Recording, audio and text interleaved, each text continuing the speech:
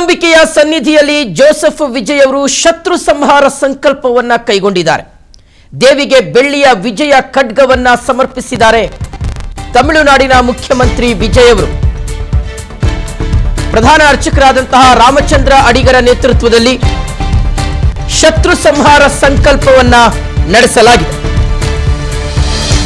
1 KG 600 gram ತೂಕದ ಬೆಳ್ಳಿಯ ವಿಜಯ ಖಡ್ಗವನ್ನ ಕೊಲ್ಲೂರು ಮೂಕಾಂಬಿಕೆಗೆ ಸಮರ್ಪಣೆ ಮಾಡಿದ್ದಾರೆ ತಮಿಳುನಾಡು ಮುಖ್ಯಮಂತ್ರಿ ವಿಜಯ್ ಅವರು. ಇವತ್ತು ತಮಿಳುನಾಡಿನ ಮುಖ್ಯಮಂತ್ರಿ ವಿಜಯ್ ಅವರು ಉಡುಪಿ ಜಿಲ್ಲೆಯಲ್ಲಿರ್ತಕ್ಕಂತಹ ನಮ್ಮ ರಾಜ್ಯದ ಸುಪ್ರಸಿದ್ಧ ಶಕ್ತಿಪೀಠಗಳಲ್ಲಿ ಒಂದಾದಂತಹ ಕೊಲ್ಲೂರು ಮೂಕಾಂಬಿಕೆಯ ದರ್ಶನವನ್ನ ಪಡ್ಕೊಂಡ್ರು. ಅರ್ಧ ಗಂಟೆಗೂ ಹೆಚ್ಚು ಕಾಲ ದೇವಿಯ ಸನ್ನಿಧಿಯಲ್ಲಿ ಸಮಯ ಕಳೆದ್ರು. ಈ ಸಮಯದಲ್ಲಿ ವಿಜಯ್ ಅವರ ಕೈಗೆ ರಕ್ಷಾಧಾರವನ್ನ ಕಟ್ಟಿದ್ದಾರೆ ಪ್ರಧಾನ ಅರ್ಚಕರು. ಅರ್ಗಳ ಸ್ತೋತ್ರದ ಮೂಲಕ ರಕ್ಷಾಧಾರವನ್ನ ಕಟ್ಟಿದ್ದಾರೆ. ದೇವಿಗೆ ಹಣ್ಣು ಹಂಪಲು ಮತ್ತು ಸೀರೆಯನ್ನ ವಿಜಯ್ ಅವರು ಸಮರ್ಪಿಸಿದ್ದಾರೆ. ವಿಜಯದ ಸಂಕೇತವಾಗಿ ಬೆಳ್ಳಿಯ ವಿಜಯದ ಖಡ್ಗವನ್ನು ಕೂಡ ಕೊಲ್ಲೂರು ಮೂಕಾಂಬಿಕೆಗೆ ಸಮರ್ಪಣೆ ಮಾಡಿದ್ದಾರೆ ತಮಿಳುನಾಡಿನ ಮುಖ್ಯಮಂತ್ರಿ ವಿಜಯ್ ಅವರು. ಆ ಒಂದು ಬೆಳ್ಳಿಯ ಖಡ್ಗದ ದೃಶ್ಯಾವಳಿಗಳನ್ನು ಒಂದು ಕಡೆ ಗಮನಿಸ್ತಾ ಇದ್ದೀರಾ. ಮಗದೊಂದು ಕಡೆ ದೇವಿಯ ಸಾಮೀಪ್ಯದಲ್ಲಿ ದೇವಿಯ ದೇವಾಲಯದ ಗರ್ಭಗುಡಿಯ ಮುಂಭಾಗದಲ್ಲಿ ವಿಜಯ್ ಅವರು ದೇವಿಗೆ ಪೂಜೆಯನ್ನು ಸಲ್ಲಿಸ್ತಾ ಇರತಕ್ಕಂಥ ಕೈ ಮುಗಿದು ನಿಂತ್ಕೊಂಡಿರ್ತಕ್ಕಂಥ ದೃಶ್ಯಾವಳಿಗಳನ್ನು ಗಮನಿಸ್ತಾ ಇದ್ದೀರಾ. ವಿಜಯ್ ಅವರು ತಮಿಳುನಾಡಿನ ಮುಖ್ಯಮಂತ್ರಿಯಾದ ಬಳಿಕ ಮೊಟ್ಟ ಮೊದಲ ಬಾರಿಗೆ ಒಂದು ದೇವರ ದರ್ಶನಕ್ಕೆ ಬಂದಿದ್ದಾರೆ. ಅದು ಕೊಲ್ಲೂರು ಮೂಕಾಂಬಿಕೆಯ ದರ್ಶನದ ಮೂಲಕವೇ ತಮ್ಮ ಆಧ್ಯಾತ್ಮಿಕ ಪಯಣವನ್ನು ಶುರು ಮಾಡಿದ್ದಾರೆ. ಮತ್ತು ನಮ್ಮ ರಾಜ್ಯಕ್ಕೆ ಕರ್ನಾಟಕಕ್ಕೆ ಅವರು ಸಿಎಂ ಆದ ಮೇಲೆ ಮೊದಲ ಭೇಟಿ ಇದು. ಈ ಹಿಂದೆ ಕೊಲ್ಲೂರು ಮೂಕಾಂಬಿಕೆಯ ಸನ್ನಿಧಾನಕ್ಕೆ ಸಾಕಷ್ಟು ಖ್ಯಾತನಾಮರು ಆಗಮಿಸಿದ್ರು. ತಮಿಳುನಾಡಿನ ಮುಖ್ಯಮಂತ್ರಿಗಳಾಗಿದ್ದಂಥ MGR ಅವರು, ಜಯಲಲಿತಾ ಅವರು ದೇವಾಲಯಕ್ಕೆ ಬಂದು ದೇವಿಗೆ ವಿಶೇಷವಾಗಿರ್ತಕ್ಕಂಥ ಕಾಣಿಕೆಗಳನ್ನು ಸಮರ್ಪಣೆ ಮಾಡಿರ್ತಕ್ಕಂಥದ್ದನ್ನು ಈ ಸಂದರ್ಭದಲ್ಲಿ ನಾವು ಸ್ಮರಿಸ್ಕೊಳ್ಬಹುದಾಗಿದೆ. MGR ಅವರು ಚಿನ್ನದ ಖಡ್ಗವನ್ನು ದೇವಿಗೆ ಕಾಣಿಕೆಯ ರೂಪದಲ್ಲಿ ಅರ್ಪಣೆ ಮಾಡಿದರು. ಮಗದೊಂದು ಕಡೆ ಜಯಲಲಿತಾ ಅವರು ಸಹ ವಿಶೇಷವಾಗಿರ್ತಕ್ಕಂಥ ಪೂಜೆಯನ್ನು ಸಲ್ಲಿಸಿದರು.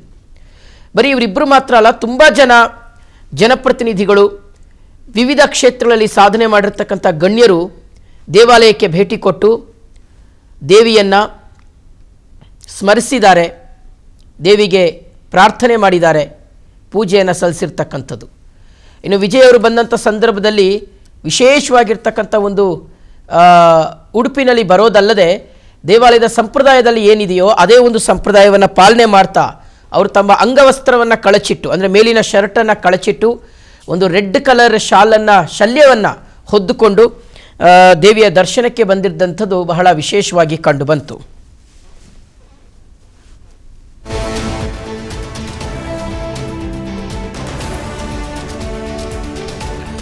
ಓಕೆ, ಈಗ ಪಂಡಿತ್ ಪ್ರಸನ್ನಾಚಾರ್ಯ ಕಟ್ಟಿ ಆಧ್ಯಾತ್ಮಿಕ ಚಿಂತಕರು ನಮ್ಮ ಜೊತೆ ಇದ್ದಾರೆ. ಗುರುಗಳೇ ನಮಸ್ಕಾರ. ನಮಸ್ಕಾರ, ಹೇಳಿ. ಎಸ್ ಗುರುಗಳೇ, ಇದನ್ನು ಯಾವ ರೀತಿಯಾಗಿ ನೋಡ್ತೀರಿ ಗುರುಗಳೇ? ವಿಜಯ್ ಅವರು ಇವತ್ತು ಬಂದಿರತಕ್ಕಂಥದ್ದು ಶುಕ್ರವಾರವೇ ದೇವಿಯ ದರ್ಶನವನ್ನು ಮಾಡ್ಕೊಂಡಿದ್ದಾರೆ, ಬೆಳ್ಳಿಯ ಖಡ್ಗವನ್ನು ದೇವಿಯ ಪಾದ ಕಮಲಗಳಿಗೆ ಅರ್ಪಣೆ ಮಾಡಿದ್ದಾರೆ. ಇದನ್ನು ತಾವು ಯಾವ ರೀತಿಯಾಗಿ ಬಣ್ಣಿಸಬಹುದು ಅಂತ? ಭಾರ್ಗ ಭೌಮಿ ವಿಶೇಷತಃ ಅಂತ ಶಾಸ್ತ್ರದ ಒಂದು ನಿಯಮ. ಓಕೆ. ಭಾರ್ಗ ಅಂದ್ರೆ ಶುಕ್ರವಾರ, ಭೌಮ ಅಂತಂದ್ರೆ ಮಂಗಳವಾರ. ಮಂಗಳವಾರದಂದು ವಿಶೇಷವಾಗಿ ದೇವಿಯ ದರ್ಶನವನ್ನು ಮಾಡೋದಕ್ಕೆ ಉದ್ದೇಶಗಳು ಬೇರೆ ಬೇರೆ ಇದೆ. ಶುಕ್ರವಾರದಂದು ಮಾಡತಕ್ಕಂತಹದ್ದು ಇದೊಂದು ವಿಜಯದ ಸಂಕೇತ. ವಿಜಯ ನಂತರದಲ್ಲಿ, ಒಂದು ಜಯಪ್ರಾಪ್ತಿಯ ನಂತರದಲ್ಲಿ ಜಯವನ್ನು ಪಡೆದುಕೊಂಡು ತದನಂತರದಲ್ಲಿ ದರ್ಶನ ಮಾಡತಕ್ಕಂತಹದ್ದು ಭಾರ್ಗವಾರ. ಅದನ್ನೇ ಶುಕ್ರವಾರ ಅಂತ ಕರಿತೀವಿ. ಸರಿ ಸರಿ. ಓಕೆ. ಸ್ತ್ರೀ ರೂಪಗಳಲ್ಲಿ ಮಹಾಕಾಳಿ, ಮಹಾಲಕ್ಷ್ಮಿ, ಮಹಾ ಸರಸ್ವತಿ ಅಂತ. ಓಕೆ. ಕಲ್ಲೂರಿನಲ್ಲಿ ನೆಲೆಸಿರತಕ್ಕಂತಹ ಮೂಕಾಂಬಿಕಾ ದೇವಿ ಈ 3 ರೂಪದಿಂದ ಉಪಾಸನೆಗೊಳ್ಳಲ್ಪಡ್ತಾಳೆ ಅಲ್ಲಿ. ಅದು ತುಂಬಾ ವೈಶಿಷ್ಟ್ಯಪೂರ್ಣವಾದದ್ದು. ಮನುಷ್ಯನಿಗೆ ಏನು ಅಂತಂದ್ರೆ ಈ 3 ರೂಪದ ಅನುಗ್ರಹ ಇಲ್ಲದೆ ಇದ್ರೂ ಕೂಡ ಅವನ ಜೀವನ ಪರಿಪೂರ್ಣ ಅಂತ ಆಗೋದಿಲ್ಲ. ಮೊದಲೇದಾಗಿ ಶತ್ರುಗಳ ಸಂಹಾರ ಆಗಬೇಕು, ಅದು ಮಹಾಕಾಳಿಯಿಂದ. ಮಹಾಲಕ್ಷ್ಮಿ ಅವಳು ಕೀರ್ತಿಯನ್ನ, ಐಶ್ವರ್ಯವನ್ನ, ಸಂಪತ್ತನ್ನ ಕೊಡ್ತಾಳೆ, ಸ್ಥಾನಮಾನವನ್ನ ಕಾಣಿಸ್ತಾಳೆ, ಅದು ಮಹಾಲಕ್ಷ್ಮಿ ರೂಪದಿಂದ. ಮಹಾ ಸರಸ್ವತಿ ಇದೆಲ್ಲ ಆದ್ಮೇಲೆ ಬೇಕಾಗಿರೋದು ಮುಖ್ಯವಾಗಿ ಇದು ಇಲ್ಲದೆ ಇದ್ರೆ ಮೊದಲೇದು ಎರಡು ಸಿಗೋದೇ ಇಲ್ಲ, ಜ್ಞಾನ. ಅದನ್ನು ಕೊಡ್ತಕ್ಕಂಥವಳು ಸರಸ್ವತಿ ದೇವಿ ವಿಶೇಷವಾಗಿ. ಆ ನಿಟ್ಟಿನಲ್ಲಿ ಆ ಮೂರೂ ಸ್ವರೂಪದಿಂದ ಆರಾಧನೆಗೆ ಒಳಪಟ್ಟಂತಹ ಒಂದು ವಿಶೇಷವಾದ ಕ್ಷೇತ್ರ ಅಂದ್ರೆ ಅದು ಕಲ್ಲೂರು ಮೂಕಾಂಬಿಕಾ ಕ್ಷೇತ್ರ ಎಂಬುದಾಗಿ ನಾವು ಹೇಳ್ಬೋದು. ಅದಲ್ಲದೇನೆ ಅಲ್ಲಿ ಒಟ್ಟು ತ್ರಿಮೂರ್ತಿಗಳು ಅಂತ ಕರಿತೀವಿ. ಇಲ್ಲಿವರೆಗೂ ಹೇಳಿದ ಹಾಗೆ ಮಹಾಕಾಳಿ, ಮಹಾಲಕ್ಷ್ಮಿ, ಮಹಾಸರಸ್ವತಿ, ಮಹಾಲಕ್ಷ್ಮಿ ರೂಪದಿಂದ ಅಲ್ಲದೇನೆ ಬ್ರಹ್ಮ, ವಿಷ್ಣು, ಮಹೇಶ್ವರರ ವಿಶೇಷ ಸನ್ನಿಧಾನೋಪೇತವಾದಂತಹ ಸ್ಥಳ ಅದು, ಕ್ಷೇತ್ರ ಅದು. ಅಲ್ಲಿ ಒಂದು ವಿಶಿಷ್ಟವಾದಂತಹ ಶಿವನ ಲಿಂಗ ಉಂಟು. ಆ ಶಿವನ ಲಿಂಗದ ತಲೆಯ ಮೇಲೆ ಏನಾಗಿದೆ ಅಂತಂದ್ರೆ ಒಂದು ಬಂಗಾರ ವರ್ಣದ ರೇಖೆ ಬಂದಿರತಕ್ಕಂಥದ್ದು ಬಹಳ ವೈಶಿಷ್ಟ್ಯಪೂರ್ಣವಾದದ್ದು. ಆ ಶಿವನ ಬಲಭಾಗದಲ್ಲಿ ಬ್ರಹ್ಮ ಮತ್ತು ವಿಷ್ಣುವಿನ ರೂಪಗಳು ವಿಶೇಷವಾಗಿ ಇರತಕ್ಕಂಥದ್ದು. ಆ ಶಿವನ ಎಡಭಾಗದಲ್ಲಿ ಕಲ್ಲೂರು ಮೂಕಾಂಬಿಕಾ ದೇವಿಯ ಸನ್ನಿಧಾನ ಅಂತಕ್ಕಂಥದ್ದು ವಿಶೇಷವಾಗಿ ಇದೆ. ಇಲ್ಲಿ ಬಂದು ನೀವು ಹೇಳುವ ಹಾಗೆ ಇಲ್ಲಿ ಏನಾಗ್ತಾ ಇದೆ, ಸೃಷ್ಟಿ ಸ್ಥಿತಿ ಲಯಗಳಿಗೆ ಕಾರಣರಾದವರು ಈ ಮೂರು ಜನರು, ಬ್ರಹ್ಮ, ವಿಷ್ಣು ಮತ್ತು ಮಹೇಶ್ವರರು. ಆ ಮೂರು ಜನರ ಅಂದ್ರೆ ಇವಾಗ ಒಂದು ಸರ್ಕಾರ ಹೊಸದಾಗಿ ರಚನೆ ಆಗಿದೆ, ಜನ್ಮ ತಾಳಿದೆ ಅಂದ್ರೆ ಸೃಷ್ಟಿ ಆಗಿದೆ ಅಂತ. ಸೃಷ್ಟಿಗೆ ಕಾರಕನಾದಂತಹ ವ್ಯಕ್ತಿಯನ್ನು ಕೂಡ ನಾವು ವಿಶೇಷವಾಗಿ ಸ್ಮರಣೆಯನ್ನ ಮಾಡಲೇಬೇಕಾದದ್ದು. ರಚನೆ ಆಯಿತು, ಅದಾದ ನಂತರದಲ್ಲಿ ಆಗ್ಬೇಕಾಗಿರೋದು ಸ್ಥಿತಿ. ಆ ಸ್ಥಿತಿಗೆ ಕಾರಕನಾದಂತಹವನು ಯಾರು? ವಿಷ್ಣು. ಆ ವಿಷ್ಣುವಿನ ವಿಶೇಷವಾದಂತಹ ಒಂದು ಅನುಗ್ರಹವು ಕೂಡ ನಾವು ಪಡೆದುಕೊಳ್ಳಲಿಕ್ಕೆ ಸುಲಭವಾಗಿ ಅವಕಾಶ ಇರತಕ್ಕಂತಹ ಒಂದು ಕ್ಷೇತ್ರ ಅಂತ ಕೂಡ ಪ್ರಸಿದ್ಧಿಯನ್ನ ಹೊಂದಿದೆ, ಪ್ರತೀತಿಯಲ್ಲಿ. ಅದಾದ ನಂತರದಲ್ಲಿ ಕೊನೆಗಾಗಬೇಕಾಗಿರೋದು ಲಯ ಅಂದ್ರೆ ಸಂಪನ್ನಗೊಳ್ಳುವಿಕೆ ಅಂತ. ಈಗೇನು ಒಂದು ಪಿರಿಯಡ್ ಇದೆ, ಇದು ಒಂದು 5 ವರ್ಷದ ಒಂದು ಸುದೀರ್ಘವಾದ ಅವಧಿ, ಅತ್ಯಂತ ಸುಲಲಿತವಾಗಿ ಇದೆಲ್ಲವೂ ಸಂಪನ್ನಗೊಂಡು ನಾವು ಪರಿಪೂರ್ಣತೆಯನ್ನ ಪಡೆಯಬೇಕು ಅಂತಕ್ಕಂಥದ್ದು. ಅದರ ಶಕ್ತಿಗಾಗಿ ಈ ತ್ರಿಮೂರ್ತಿಗಳ ಒಂದು ವಿಶೇಷ ಅನುಗ್ರಹವು ಕೂಡ ಬಹಳ ವಿಶೇಷವಾದದ್ದು. ಅದಲ್ಲದೇನೆ ಅಲ್ಲಿ ಒಂದು ಶ್ರೀ ಶಕ್ತಿ ಪೀಠ ಅಂತ, ಅಲ್ಲಿ ಶ್ರೀ ಯಂತ್ರವನ್ನ ಶಂಕರಾಚಾರ್ಯರು ಪ್ರತಿಷ್ಠಾಪನೆ ಮಾಡ್ತಾರೆ. ಕಾರಣ ಏನು ಅಂತಂದ್ರೆ ಈ ಮೂಕಾಂಬಿಕಾ ದೇವಿ ಮಹಾಕಾಳಿ ರೂಪದಿಂದ ಮೂಕಾಸುರನ ಸಂಹಾರ ಮಾಡಿದ ನಂತರದಲ್ಲಿ ಉಗ್ರವಾದ ಘನಘೋರ ರೂಪದಲ್ಲಿ ಇರ್ತಾಳೆ. ಇದ್ದಾಗ ಏನಾಗ್ತಾ ಇದೆ ಪರಿಸ್ಥಿತಿ ಅಂತಂದ್ರೆ ಅವಳನ್ನ ಶಾಂತ ಮಾಡಿ ಬರ್ತಕ್ಕಂತಹ ಭಕ್ತರಿಗೆ ವರವನ್ನೂ ನೀಡುವುದಕ್ಕಾಗಿ, ಅವಳನ್ನ ಪ್ರಸನ್ನಗೊಳಿಸುವುದಕ್ಕಾಗಿಯೇನೆ ಅಲ್ಲಿ ಈ ಒಂದು ಯಂತ್ರ ಸ್ಥಾಪನೆ ಶಂಕರಾಚಾರ್ಯರಿಂದ ನಡೆದದ್ದು. ಈ ಪ್ರಸಂಗದಲ್ಲಿ ಇವತ್ತಿನ ದಿವಸ ತಮಿಳುನಾಡಿನ ಮುಖ್ಯಮಂತ್ರಿಗಳಾಗಿರತಕ್ಕಂತಹ ಯಾವ ವಿಜಯವರಿದ್ದಾರೆ, ಅವರಿಗೆ ವಿಜಯ ಪ್ರಾಪ್ತಿಯ ನಂತರದಲ್ಲಿ ಖಡ್ಗವನ್ನ ಸಮರ್ಪಣೆ ಮಾಡ್ತಿದ್ದಾರೆ. ಅಲ್ಲಿ 2 ವಿಭಾಗಗಳಿದೆ ಖಡ್ಗ ಸಮರ್ಪಣೆಯಲ್ಲಿ.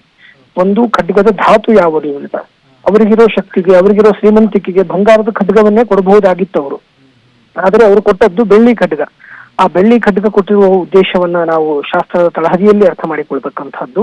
ಅದಾದ ನಂತರದಲ್ಲಿ ಅದು ಎಷ್ಟು ತೂಕದ್ದು ಅಂತ, ಆ ತೂಕಕ್ಕೆ 1 kg 600 ಗ್ರಾಮ್ ಅಂತ ಒಂದು ನಾವು ಇಲ್ಲಿವರೆಗೂ ತಿಳಿದಿರತಕ್ಕಂಥ ಒಂದು ವಿಶಿಷ್ಟವಾದ ತೂಕದ ಸಂಖ್ಯೆ. ಆ 1, 6 ಅಂತಕ್ಕಂಥದ್ದು ಏನಾಗ್ತಾ ಇದೆ, ಸೇರಿಸಿದಾಗ 7 ಆಗುತ್ತೆ. ಇದು ವೆಸ್ಟರ್ನ್ ನ್ಯೂಮರಾಲಜಿ ಪ್ರಕಾರ ಅಲ್ಲ, ಭಾರತೀಯ ಜ್ಯೋತಿಷ್ಯ ಶಾಸ್ತ್ರದ ಪ್ರಕಾರ ನಾವು ಅರ್ಥ ಮಾಡಿಕೊಳ್ತಕ್ಕಂಥದ್ದಾದ್ರೆ ಅಲ್ಲಿ ಏನಾಗ್ತಾ ಇದೆ ಅಂದ್ರೆ ಆ 7 ಅಂತಕ್ಕಂಥದ್ದು ಸಪ್ತಮ ಸ್ಥಾನ, ಉದ್ಯೋಗ, ವ್ಯವಹಾರ, ವ್ಯಾಪಾರಗಳನ್ನ ಮತ್ತು ಪತಿ ಪತ್ನಿಯ ಸಂಬಂಧವನ್ನ ವಿಶೇಷವಾಗಿ ಸೂಚನೆ ಮಾಡಿಕೊಡ್ಲಿಕ್ಕಿದೆ.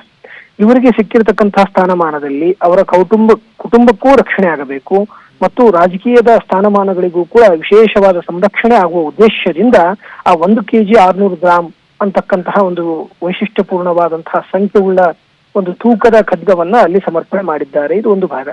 2ನೇ ಭಾಗ, ಹಿಂದೆ 1984ನೇ ಇಸ್ವಿಯಲ್ಲಿ MGR ಅವರು ಹೋದಾಗ ಅಲ್ಲಿ ಸುವರ್ಣದ ಬಂಗಾರದ ಖಡ್ಗವನ್ನ ಸಮರ್ಪಣೆ ಮಾಡಿದ್ರು. ಆದ್ರೆ ಅದ್ರ ಬದಲು ಇವಾಗ ಇವರು ರಜಿತದ್ ಮಾಡ್ತಿದಾರಲ್ಲ, ಅವ್ರು ಬಂಗಾರದ್ ಮಾಡಿದ್ದಾರೆ. ಅಂದ್ರೆ ನಮಗೆ ಏನೇನು ಅಭಿಷ್ಟಗಳು ಸಿದ್ಧಿ ಆಗಬೇಕು, ಆಯಾ ವಿಧವಾದ ಪದಾರ್ಥಗಳನ್ನ ಕೊಡಬೇಕು ಅಂತ. ಇದು ಯಾವುದು ಇದಾಗ್ತಾ ಇದೆ, ರಜತದ ಒಂದು ಪದಾರ್ಥದಲ್ಲಿ ನಿರ್ಮಾಣ ಮಾಡಿರತಕ್ಕಂತಹ ಖಡ್ಗವನ್ನ ಏನು ಸಮರ್ಪಣೆ ಮಾಡ್ತಾ ಇದ್ದಾರೆ, ಅವರು ಮಾಡಿರತಕ್ಕಂಥದ್ದು ಋಣ ವಿಮೋಚನೆ ಅಂತ. ಅದು ಶಿವನಿಗೂ ಕೂಡ ಬಹಳ ಪ್ರೀತ್ಯಾಸ್ಪದವಾದದ್ದು. ಕಾರಣ ಏನಂತಂದ್ರೆ ಧರ್ಮದ ಶಾಸ್ತ್ರದ ಹಿನ್ನೆಲೆಯಲ್ಲಿ ನಾವು ಅರ್ಥ ಮಾಡಿಕೊಳ್ತಕ್ಕಂಥದ್ದಾದ್ರೆ ಈ ಎಲ್ಲ ವಿಧವಾದಂತಹ ರಜತ ಉದ್ಭವ ಆಗ್ತಕ್ಕಂಥದ್ದು ಶಿವನಿಂದ ಎಂಬುದಾಗಿ ಶಾಸ್ತ್ರ ತಿಳಿಸಿಕೊಡ್ತದೆ. ಆ ನಿಟ್ಟಿನಲ್ಲಿ ಆ ಶಿವನಿಂದ ಉದ್ಭೂತವಾದಂತಹ ರಜತದ ಒಂದು ಖಡ್ಗವನ್ನ ಅಂತಃಶತ್ರುಗಳು ಮತ್ತು ಬಹಿಶತ್ರುಗಳು ಅಂತ ಕರಿತೀವಿ. ಈ ರಜತದ್ದು ಋಣ ವಿಮೋಚನೆ ಮಾಡ್ತದೆ ಮತ್ತು ಅಂತಃಶತ್ರುಗಳನ್ನ ಬಹಿಶತ್ರುಗಳು ನಿವಾರಣೆ ಮಾಡ್ತದೆ. ಇದೆಲ್ಲದರ ಫಲ ಲಭಿಸಲಿ ಎನ್ನುವ ಉದ್ದೇಶದಿಂದ ಅವರು ಅಲ್ಲಿ ಸಮರ್ಪಣೆ ಮಾಡಿದ್ದಾರೆ ಅನ್ನೋದು ಒಂದು ಭಾಗ. ಇನ್ನೊಂದು ಭಾಗ ನಾವು ಅರ್ಥ ಮಾಡಿಕೊಳ್ಬೇಕು. ಹೆಸರೇ ಮೂಕಾಂಬಿಕಾ. ಇಲ್ಲಿ ಹೋಗುವಾಗ ನಾವು ಯಾವಾಗ್ಲೂ ಲೊಟ ಲೊಟ ಲೊಟ ಲೊಟ ಮಾತನಾಡ್ತಾ ಹೋಗ್ಬಾರ್ದು. ನಮ್ಮ ಇಚ್ಛೆಗಳನ್ನ, ನಮ್ಮ ವಿಷಯಗಳನ್ನ, ನಮ್ಮ ಚಿಂತನೆಗಳನ್ನ ಬಹಿರಂಗಪಡಿಸುವಂತಿಲ್ಲ, ಗೌಪ್ಯವಾಗಿಡಬೇಕು, ಮೌನದಿಂದಿರಬೇಕು. ಆ ನಿಟ್ಟಿನಲ್ಲಿ ವಿಶೇಷವಾಗಿ ಅವರು ಮೌನದಿಂದ ಇದ್ದು ಅರ್ಚಕರ ಸಂಕಲ್ಪ ಸಂದರ್ಭದಲ್ಲಿಯೂ ಕೂಡ ಅವರು ಯಾವುದೇ ವಿಧವಾದಂತಹ ಒಂದು ಅವರ ಸಂಕಲ್ಪಗಳನ್ನ ಪಡಿಸದೇನೆ ಮನಸ್ಸಿನಲ್ಲಿಯೇ ಇಟ್ಟುಕೊಂಡು ಆ ದೇವಿಗೆ ಖಡ್ಗ ಸಮರ್ಪಣೆಯನ್ನ ತಮಿಳುನಾಡಿನ ಮುಖ್ಯಮಂತ್ರಿಗಳು ವಿಶೇಷವಾಗಿ ಮಾಡಿದ್ದಾರೆ. ಇದು ಒಂದು ಭಾಗ. ಅದಲ್ಲದೇನೆ ದೇವಸ್ಥಾನದ ಆಚಾರದ ಪ್ರಕಾರ ಅಲ್ಲಿ ಯಾವ ವಿಧವಾದಂತಹ ವೇಷಭೂಷಣದಲ್ಲಿ ಹೋಗಬೇಕು ಅದೇ ರೀತಿಯಾಗಿಯೇನೆ ತಾಯಿಯ ದರ್ಶನವನ್ನ ಪಡೆದಿರತಕ್ಕಂಥದ್ದು.